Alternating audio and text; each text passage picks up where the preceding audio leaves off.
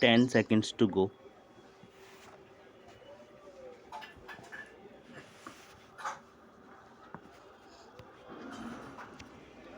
Start.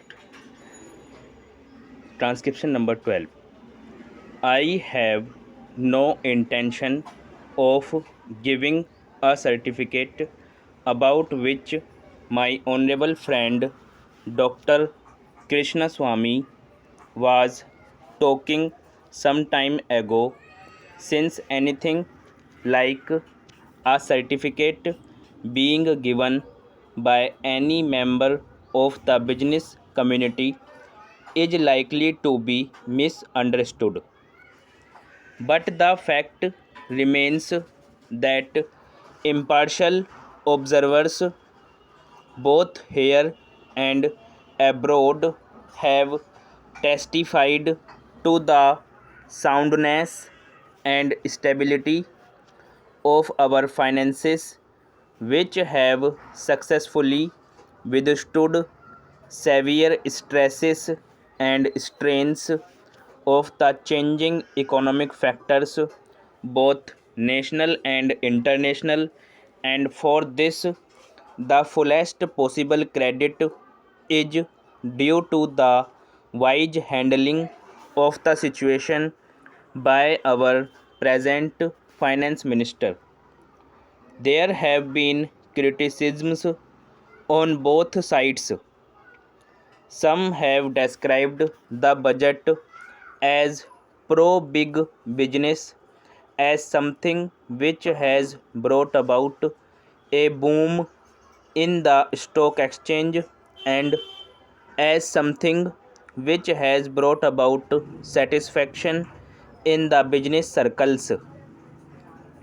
The fact is that if there has been any satisfaction, it has been due purely to negative features of the budget, and not because any positive relief in any direction has been given to business or industry.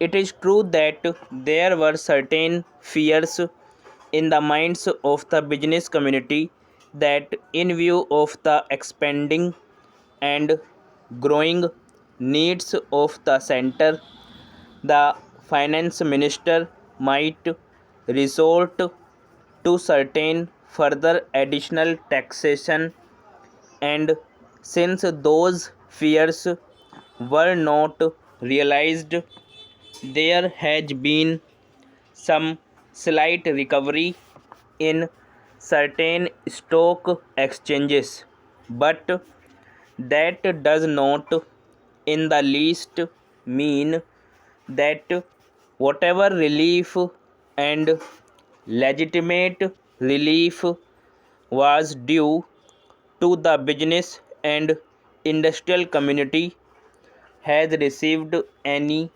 adequate response from the finance minister. We have got to face the fact that we are at present engaged in the process of development.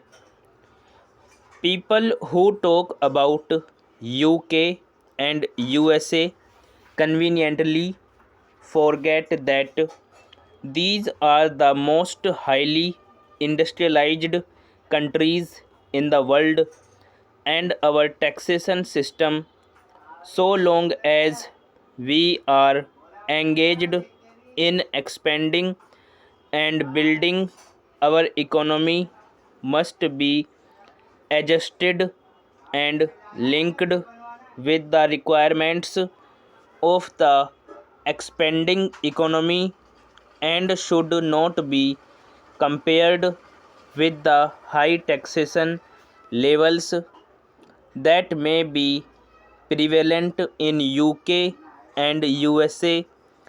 Friends have talked about unemployment, but whether the raising of the direct taxation levels will in any way mitigate unemployment is a question that should be considered.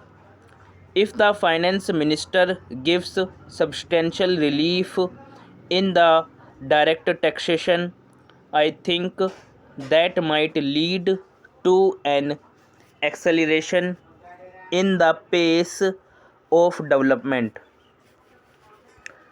So, it has to be considered whether it is relief in taxation which will lead to a reduction of unemployment, or whether it is raising of taxation to the utmost levels which will dry up the resources and channels of capital formation, and thereby not only retard all further development but might also throw the functioning of present industries out of gear.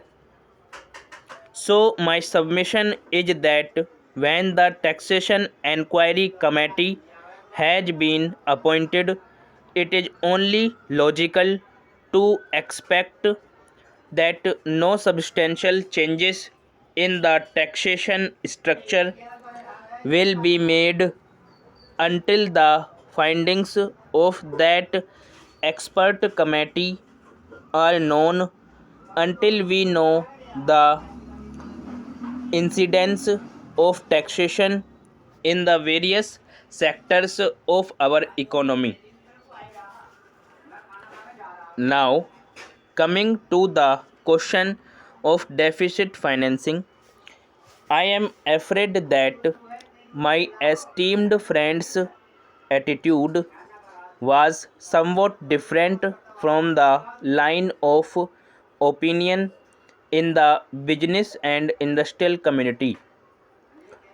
Note that we advocate deficit financing for bringing any artificial rise in prices, but the fact is that those who have criticized deficit financing have not suggested any other alternative or made any other constructive suggestion which will bring about necessary development plans. After all, the fact has got to be faced that whatever program we have set out in the national plan should go on unimpeded by any financial considerations. An assurance has been given by the finance minister that so far as financial resources are concerned, he will ensure that the 5-year plan will not in any way be retarded. In this connection, I can only say that deficit financing is one thing so far as the revenue budget is concerned. So far as normal expenses and expenditure are concerned, certainly nobody would advocate deficit financing, which might be very undesirable. But when it is a question of doing something abnormal, of investing something in productive channels, then certainly some risk has got to be taken, and I think the finance minister has been fully cautious in taking whatever measures he has so far. We know the measures that the government took for contracting money supply about the end of 1950, and certain other measures adopted which brought about a slump. Also, from time to time, the finance minister did not hesitate to mop up the surplus, which, as the records would show, has been about rupees 300 crores during the past 4 or 5 years.